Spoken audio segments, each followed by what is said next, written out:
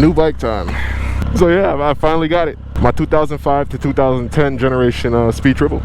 Finally got one. And like the story of how I got this thing was pretty crazy. But I'll tell you that in a second. But right now I'm actually just gonna go wash and detail this thing.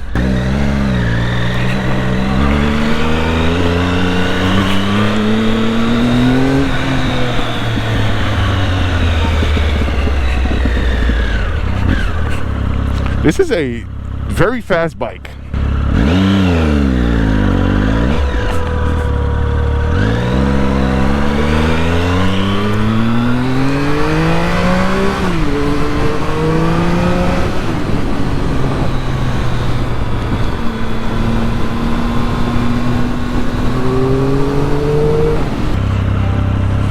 Yeah, as usual, it's been a long time.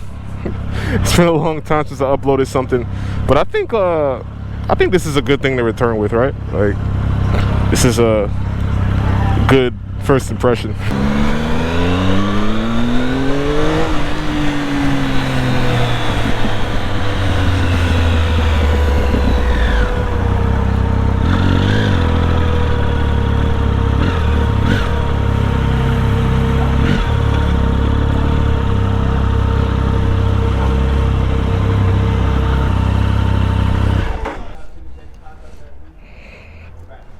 So yeah, let me just watch this thing and I'll get right back with you.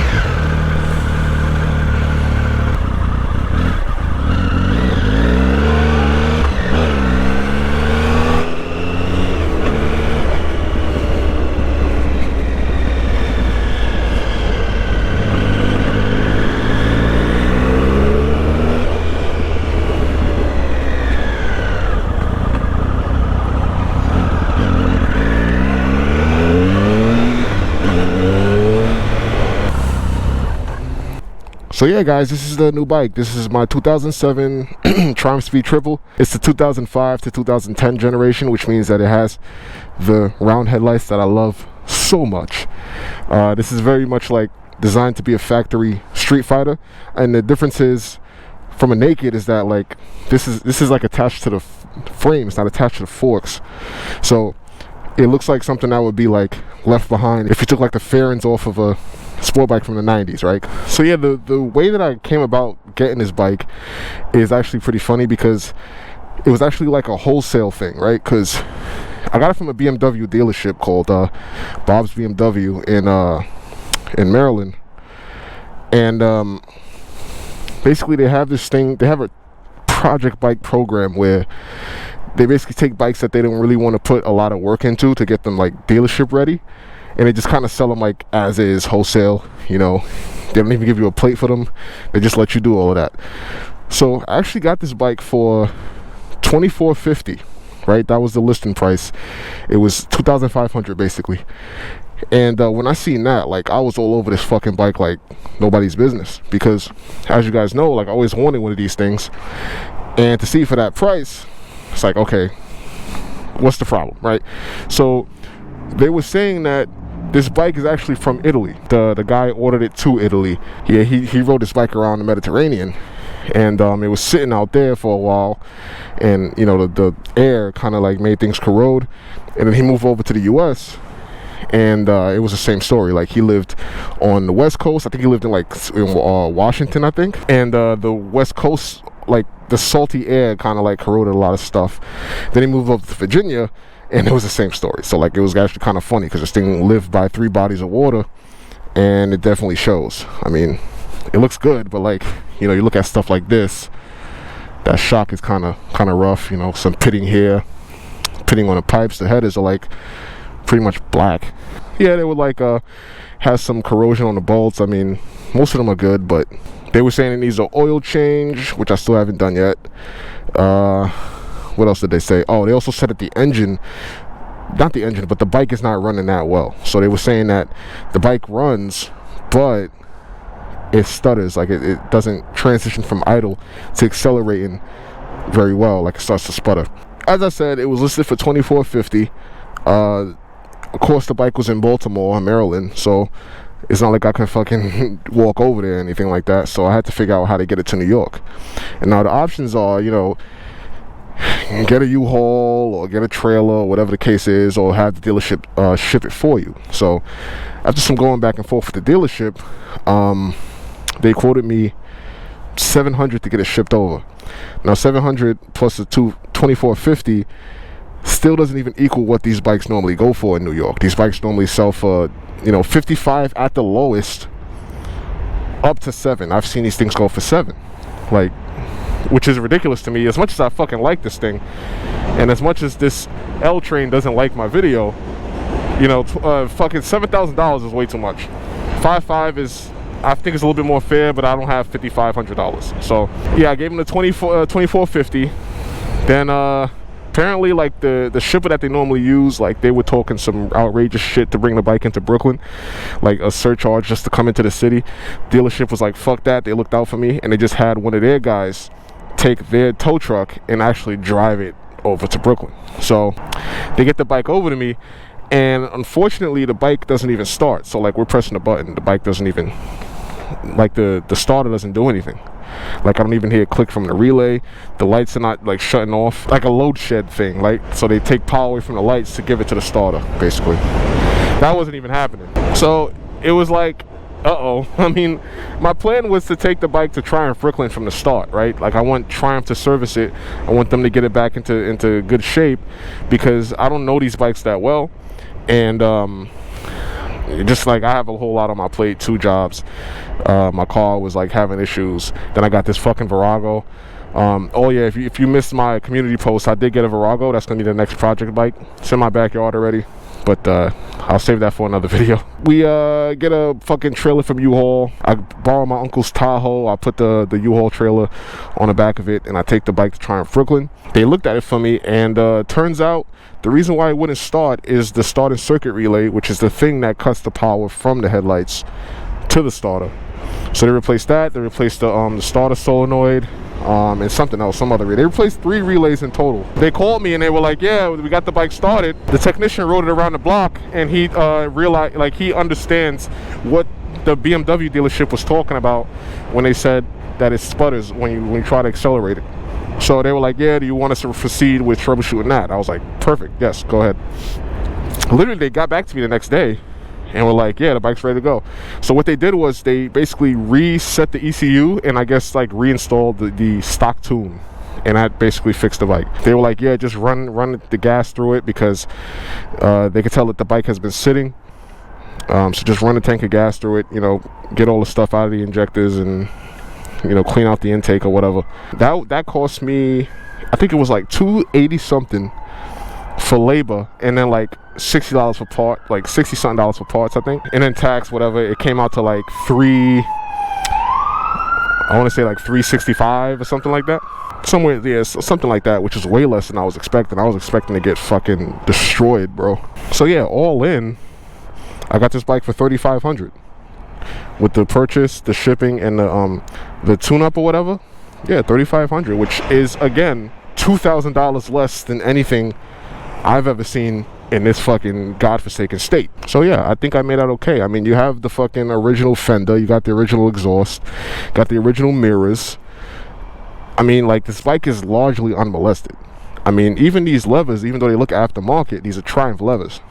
Like, they're not really actually shorty, because they're full length. They're like to the end of the grip. So I think it's just like Triumph dealership catalog bullshit from back in the day. I want to do something a little bit more in depth, but for now, let's just go for a ride.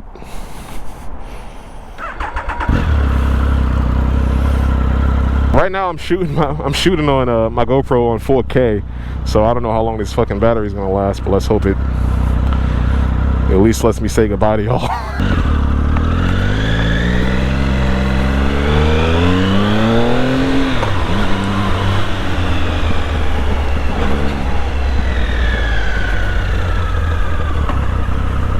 So this is probably gonna be my 4th time riding this bike. So when I first got the bike, obviously I wasn't able to ride it, so I had to U-haul it over to Triumph. The guys over there rode it. They said, you know, everything checks out.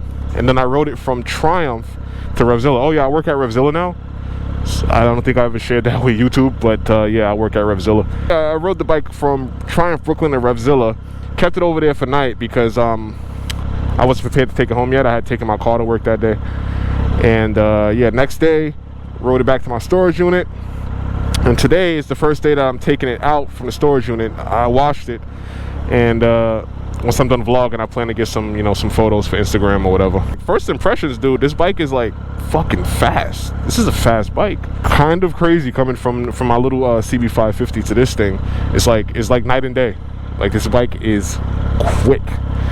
And like it's quick from down low as well. Like, it has a lot of torque down low, and you know, that's like a fucking, you get tired of hearing that shit when you look at reviews or you watch videos like, oh, down low torque, but it's true. This bike is like, it's tall. Sometimes I feel like if there's like a slight divot in the road, like I could just barely flat foot it, and I'm pretty tall. I'm 6'1". Like, it's a tall bike. You're very much up there. There's no real situation where I can't like get my feet down on this, so it's fine to me. But I can see like how it would be kind of tough for some people. I've never actually like taken this thing to redline or really like full throttled it either, because I'm kind of scared.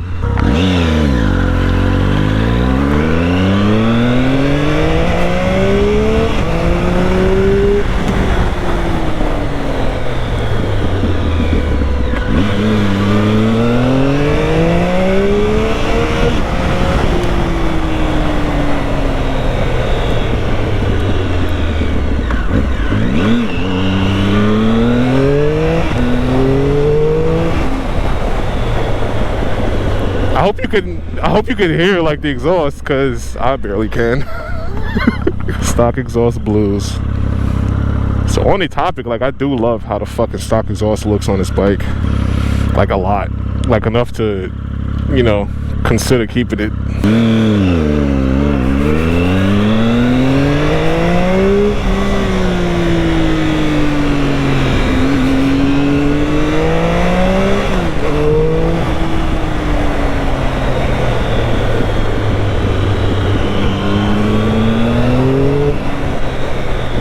Now these tires, like, they have good tread, but they are very old. That's another thing that they posted in the ad.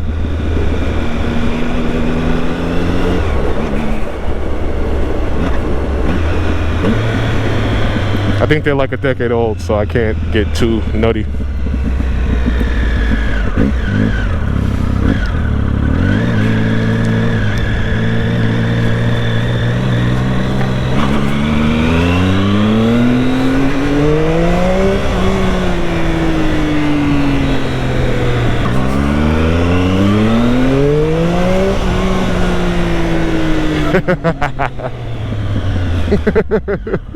And like, the good thing about it is, like, I have no real current desire to change anything on it, except maybe the exhaust. But even then, like, it sounds pretty good with the stock exhaust, just that it's not that loud.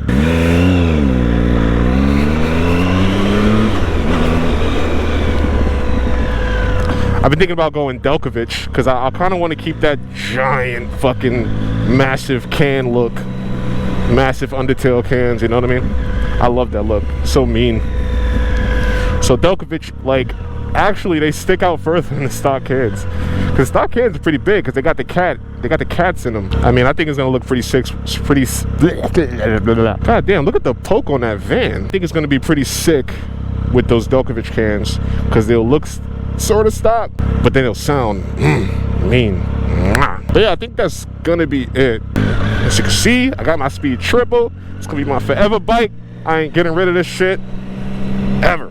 Well, let me not say that. I ain't getting rid of this shit no time soon. And when I say no time soon, I mean like inside this decade.